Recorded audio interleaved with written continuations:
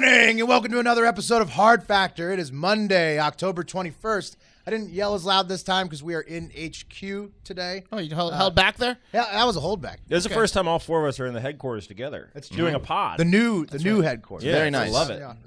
It's like, 30 times the size of the original? I'd say so. It's 30 times as nice. Mm-hmm. Both size. It's a lot and- cooler up here in New York, too. It's true. Yeah. I'm sweating way less than when we're in the hot garage. Yeah, it's nice. See, it's not just us. It's partially the weather. Yeah, we don't do cocaine before the show. That's not why. It's not why we sweat. It's because we're fat and it's hot in that garage. Yeah, it's an unfavorable set of circumstances that lead to the amount of sweat that go down the garage. All right, our top stories of the day.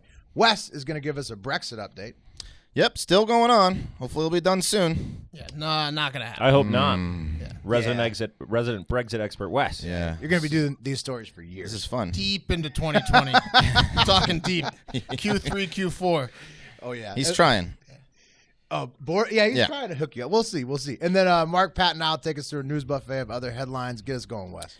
All right, well, as I called it on the last show, Boris Johnson's deal with the EU, which was agreed upon, was slammed down by the clowns in Parliament on Saturday, seemingly forcing him to adhere to the Benn Act. As you guys might remember, the Benn Act was the law passed by Parliament before they were legally prorogued, which would require Johnson to ask for an extension from the EU since his deal was not passed by the October 19th deadline outlined in that act. So fun stuff so far, right, guys? Did he get huzzah? Is huzzah good or bad? Huzzah! No, this is bad for Boris. Yeah, I know, but did they? I know that they yelled at him in Parliament. I'm wondering if they yelled huzzah or not. No, I did see the moderator. Order. It's so crammed in there. You gotta be pissed off. Curling their wigs in anger. Yeah. It's They don't tiny. rock the wigs anymore. Not in Parliament. That's the judges. So, of course, Johnson famously said previously that he would rather be dead in a ditch than ask for the EU for another Brexit extension. And while he did send that letter required to ask for an extension to the EU outlined in the Benn Act, he did so without signing it, along with a separate letter explaining what a bad idea an extension would be. So, Bit of a drama queen. Well, no. Dead in a ditch? See, I want to make something clear there. That's just a common English term for getting a little bit too drunk at the pub. Dead. I'd rather be dead in the ditch. Pissed in a ditch. Or just something you say when you're already drunk. That makes no sense, Mark, because he loves getting dead in a ditch. No, he meant it literally. Okay. Yeah. Okay. Yes. That makes more sense. So What a drama queen. That's what I'm saying. Yeah, no, I'd rather die. I'd rather die. It's like In a ditch. This is like somebody like.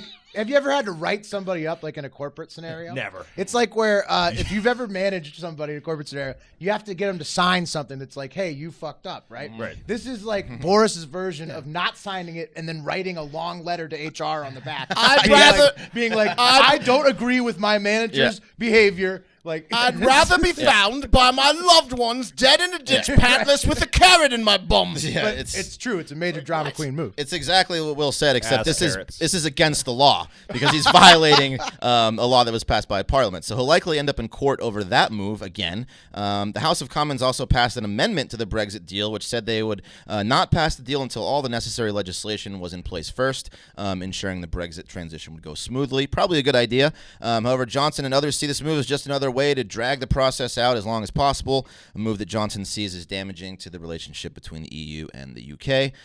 So now it's basically up to the leaders of the EU to decide if they want another extension to Brexit, and if they feel anything like I do, they will say, go fuck yourselves with the extension. Let's get this shit through and be done with it. Is that how you feel, Wes? That's how I feel about it. Why? Because I don't want to do this anymore.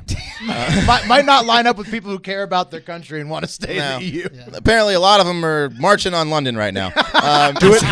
Hey guys, do it They for just do feel it for like I Wes. do from Yeah. afar. Do it for me, everyone. So now, Because I'm just slightly Brexit- inconvenienced just by Brexit reporting for on Wes. it. Yeah. yeah, so some people like Foreign Secretary Dominic Raab, you guys know Dominic Raab, has course. said that he Raab thinks himself? Johnson has enough members of Parliament to get his deal passed, even though more members are passed the amendment to his deal, even though members of the Labour Party are going to press for another referendum or national vote on the deal. So while the EU meets to decide on the extension, which may require another summit, which who knows how long it's going to fucking take, Johnson could get the deal through Parliament today, as they will likely vote on another on Johnson's deal again. And while hundreds of thousands of anti-Brexiters or Remainers are marching on London to demand another public vote, the shit is all going to come to a head in the next 2 weeks, likely this week. Isn't it today? They're calling it Manic Monday. Yeah, so it's Just another manic I guess Monday? the leader of the House has to, or the Parliament has to agree for another vote, but he's going to because everyone fucking wants it. So yeah, Right. today is another vote.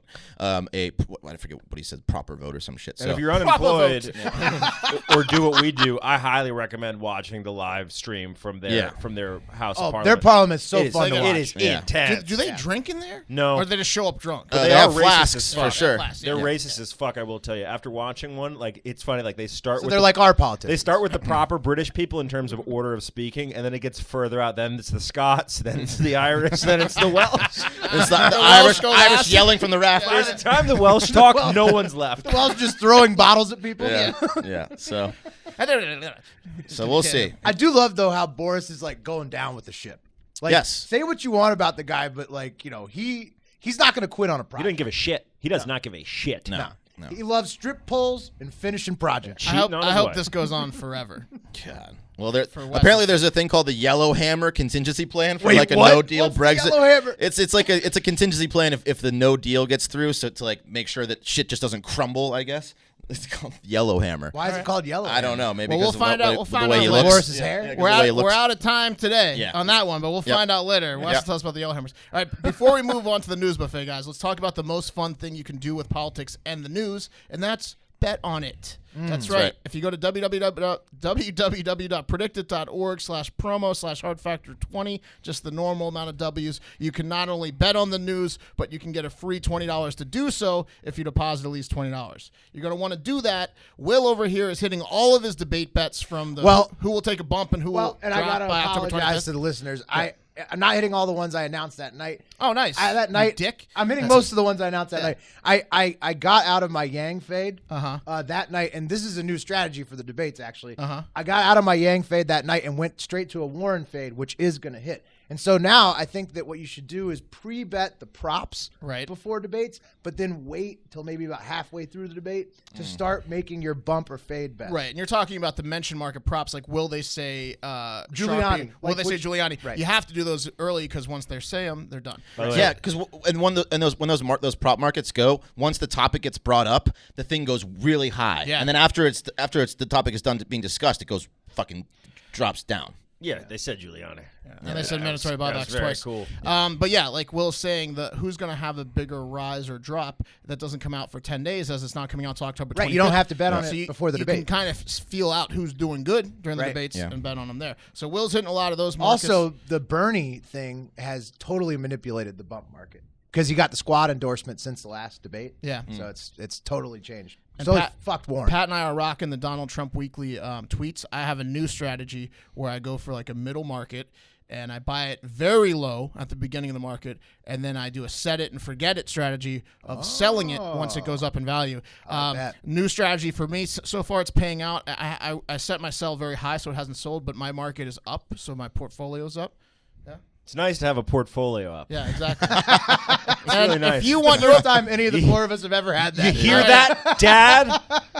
My portfolio is looking strong, and yours could too if you go to www.predictit.org/promo/hardfactor20. Guys, come on, it's legal, it's awesome. I don't know, like if you're listening to us again, I don't know why you wouldn't do it. So Yeah. that's that. Yeah, it definitely get in on Predicted. I was on a cold streak, but now that I'm heating up, I gotta say I'm having tons of fun. All right, let's move it over to the news buffet. First up, quid pro quo. It's been another busy weekend for the Trump administration. Like we reported late last week, Mick Mulvaney basically admitted to the quid pro quo, whatever that means. Is it Mick or Nick? Mick. Like Mickey. Yeah. Mick Mulvaney. He basically. What'd you call me? No, I'm talking to Mulvaney. He basically admitted the quid pro quo last week. I still don't know what quid pro quo means, but he admitted to it last Neither week. does Mick.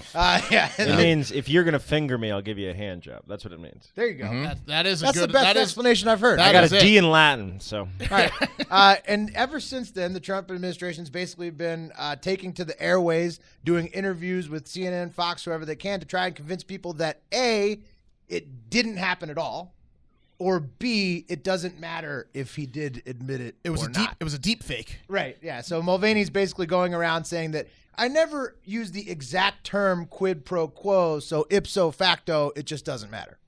yeah, but he did. Yep. He didn't say quid pro he answered quo, a question. but he said I fingered her, and she gave me a hand job. That's what he said. Right. I think he admitted to withholding Or him. Ukrainian I don't know. aid He could be fingering for him, too. investigating the Bidens. Yeah. Right. Yeah. And so lots of media outlets are out there saying that Mick got burned by Anderson Cooper and Chris Wallace on his media tour. And I'm sure he did, but I'm just going to go ahead and say it doesn't fucking matter because it's exactly like we've been saying for months now. Bet yes, we're back to predict it, on impeachment in the first term, and no on removal from office because it's the same outcome. It's Right. been the same outcome since this shit started. So let me get this straight. In terms of gambling, it doesn't matter. But that's all that. Well, but see, the thing is, predicting You're betting on what actually is going to happen. Yeah. You're betting on the future outcome. I'm talking about life. yeah. I'm talking about actual reality. Does it matter or not? Well, I mean, it's the not- same situation that it always was, right? You knew that Trump asked for Ukraine to look into Right. the Bidens, right? Right. You knew that the Senate probably not going to care. You knew that the House was going to care.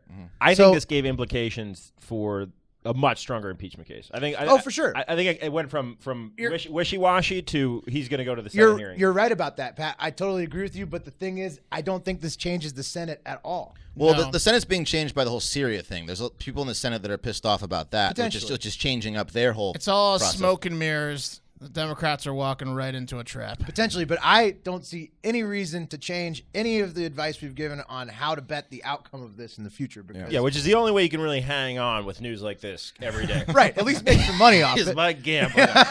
is by removing yourself emotionally. Yes. And just focusing on your Well, local news. You make the money and then you can go buy a vacation and get away Yeah, from it all. then you can fly to go Hawaii get away or from Go it. wherever Yeah, you yeah, want. yeah. You can go to Hawaii, which is like it's still technically America, but it's not America. That's You know our what I mean? Tahiti. Yeah, it's our Tahiti. Yeah. It's Yeah. our Tahiti. We don't even like them. Shout enough. out Hawaiians. I know We that don't you're even like them American. enough that we'll talk about it later. We're just trashing their best politician. Exactly, right. Side note: this quid pro quo involves the Ukrainian president, who I had said Volodymyr Zelensky, but I had an Uber driver tonight in New York with the exact same name. Same spelling. Yeah, same spelling and everything. And so I asked him how to pronounce it. The O's are silent, so it's Do you- Vladimir Zelensky. Could it be the president of Ukraine and Trump is punishing That's him? what I think. No, Making him drive around people in New he York? looked entirely different. Okay. Good. Well, Not- plastic surgery can do a Yeah. lot. Well, how long after you got in the car and you noticed his name did you jump into a conversation with this Uber driver? Oh, I'm a big talker. Yeah. So immediately. He was like, he was like, "You're correct." Will's a front seat guy. No, I was in the back seat. Hold on. I was in the Will's back the seat. front seat I was guy. in the back seat, but I was talking a lot. Do you mind if I sit in the front seat? Yeah, He's yeah. like, got to move his papers around. and shit. I'm a front seat guy as well, except in New York City. I'm not a fucking front seat guy. But I just don't want to be perceived as racist. So, Oh, no. I always try to ride front seat if I can because I don't want somebody to be like, oh, I'm driving your white ass around. I should have rode front seat with Vladimir. This guy was the man. Yeah. We were having some good conversation. The O is silent. And he told me. Basically, those are silent O's. Also, one last thing on this. Trump pulled out of hosting the 2020 G7 summit in Doral, Florida, even though the G7 had accepted the Trump International in Doral as the location. Begrudgingly. But Trump says he has to pull out because of these reasons. So let's take it to Twitter for that. Here's @RealDonaldTrump. So interesting that when I announced the Trump National Doral in Miami would be used for the hosting of the G7 and then rescinded due to the do-nothing Democrat fake news anger, very few in the media mentioned that no profits would be taken or would be given free if legally permissible. What? Given free. He says it basically he'd make no money off it. People were busting his balls because he owns the resort. Yes. Point is, nothing should be held in Doral, Florida at all.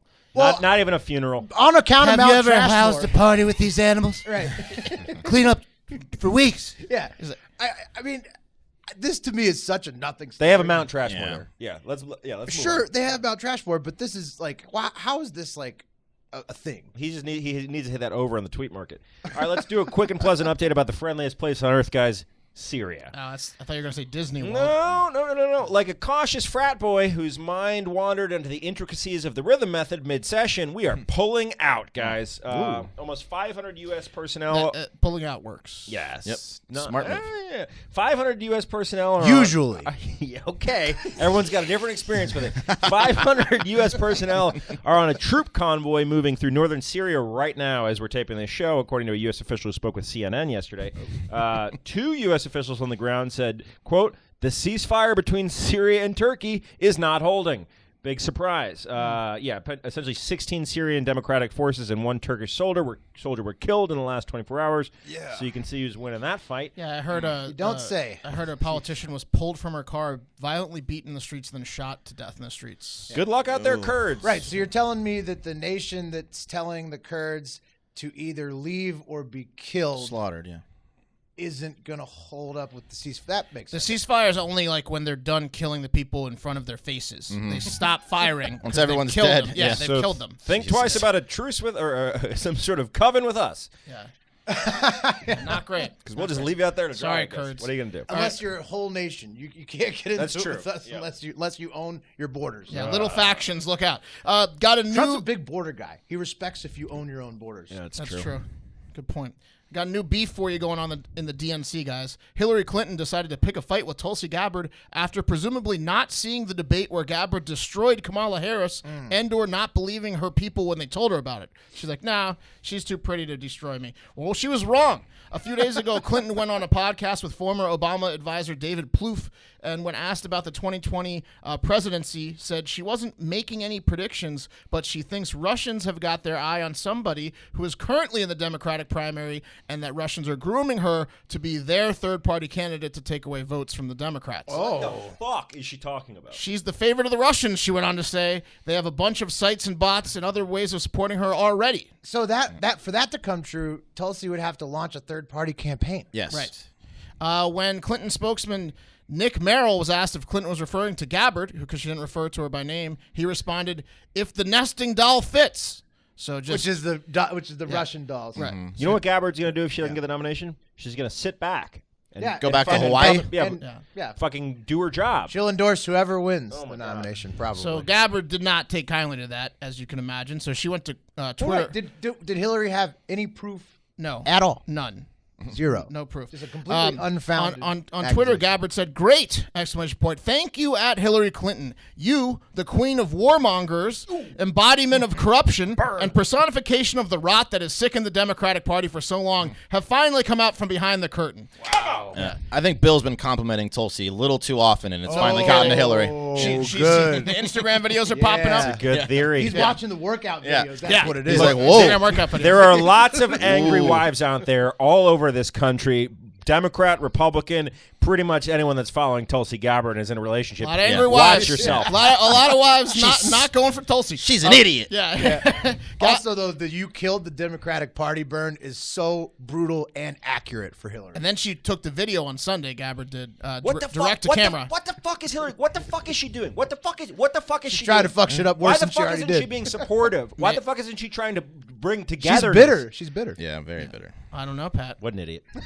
On the direct to camera video on Sunday, she said, "If you stand up to Hillary and the party power brokers, if you stand up to the rich and powerful elite and the war machine, they will destroy you and discredit your message. The New York Times and CNN have smeared veterans like myself for calling for an end to this regime change war. Just 2 days ago, the New York Times put out an article saying I'm a Russian asset and an Assad apologist and all these different smears. This morning, a CNN commenter said on national television that I'm an asset of Russia, completely despicable." Sounds reasonable. I got to check in on that. I did not see that. That's Two fucking people insane. on CNN apparently mentioned Jesus it. They Christ. said, "Well, she didn't Well, you know, deny. Hillary- She didn't deny being.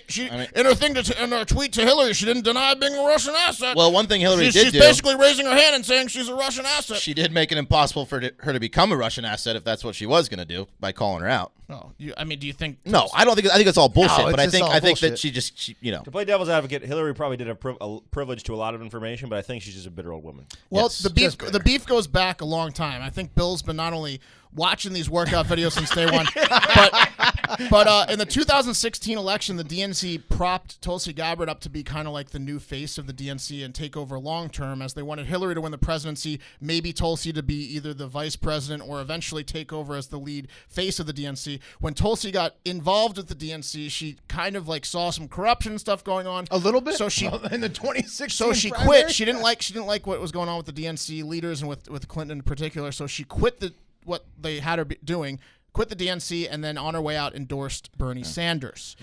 And she claims ever since then she's been getting like smeared. Yeah, well, she endorsed the candidate that should have fucking won the nomination last year. What was quelled by the DNC in a fucking corrupt with Clinton, which also DNC 95% of the money went to Clinton, I think, or something. Right. Also, Bernie just got the squad endorsement, so now the DNC is fighting a two front war. One front Tulsi Gabbard, one front AOC, and Clinton's back involved again. It sounds like a redo. Yeah, come on, guys. Hey, honey, come look at this video. Enough of that. You remember when you were that flexible? They got their shit together over there. All right, before Pat takes us over to another serious topic, well, somewhat serious. Yeah, no, it's kind of hilarious. Somewhat actually. serious to end it out. Let's talk a little style, specifically movement watches, sunglasses, and Everscroll blue light filtering glasses. The watches are amazing, but I'll tell you, these Everscrolls are so good that I don't think that I'm worthy of doing the ad spot for them. And that's why we reached out and pulled some strings and pooled all of our show salary for this week to get the best ad guy in the biz, our boy CB,